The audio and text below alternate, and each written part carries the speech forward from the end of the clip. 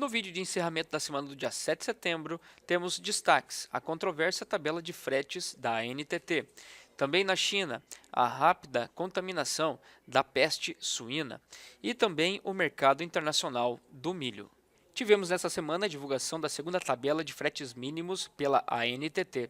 Trouxe reajustes médios de 5% para os fretes no Brasil, impactando mais seriamente as distâncias mais longas. Por exemplo, Sorriso Santos, importante corredor de exportação para os grãos no Brasil para exportação.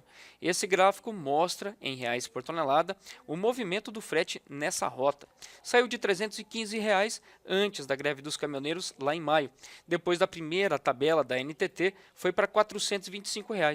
Depois voltou a recuar por força de mercado para R$ 325. E nesse momento, a segunda tabela prevê esse frete sendo cotado, então negociado a R$ 444.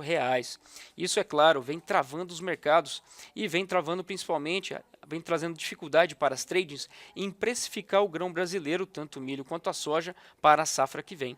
Todos perdem com essa história. E o outro destaque vem pelo lado da China, a peste suína, que continua se espalhando pelo país.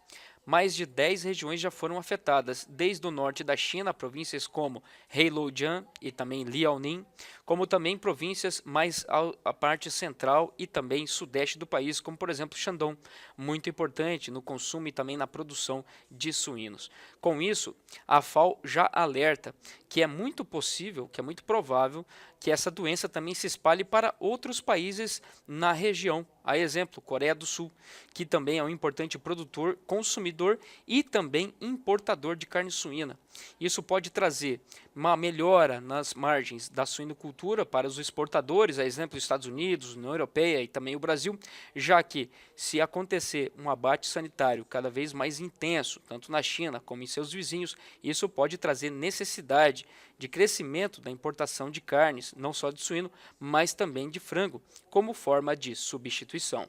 E por outro lado, podemos ver uma pressão sobre os preços dos ingredientes das rações. Temos que lembrar que toda essa região, como por exemplo a Coreia do Sul, Taiwan, Japão, Filipinas, são importantes importadores de ingredientes para a produção de ração, exatamente para a produção de carne suína e também de frango.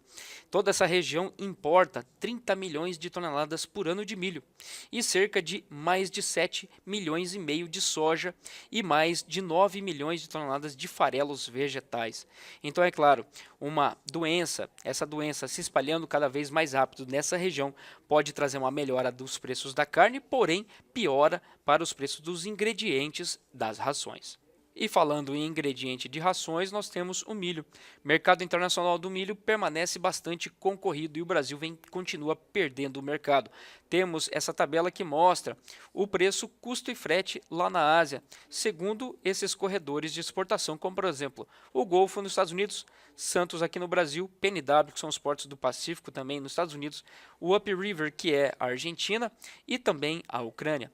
Como nós podemos ver, de setembro até novembro, a Argentina é o mais competitivo, seguido já pelos Estados Unidos, pelo PNW, de dezembro até março. Então, como a gente pode ver, nós temos o Brasil que continua perdendo o mercado. Nesse momento, os Estados Unidos e a Argentina são mais baratos do que o Brasil, em torno de 5 até 10 dólares por tonelada.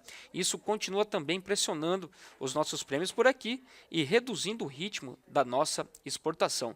O nosso programa de exportação está mais atrasado do que o ano passado, em torno de 30%. Se permanecer nesse ritmo, teremos exportações totais perto de 23 milhões de toneladas. Volume menor, que será muito importante para a definição do ritmo e também da tendência de preços para esse segundo semestre.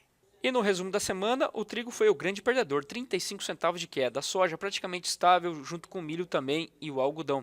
O petróleo caiu 2,30 dólares e o dólar nessa semana oscilou bastante, chegou a bater novamente 4,19, encerrando a semana a 4,05, praticamente estável. Esses foram os destaques da semana. Um abraço a todos.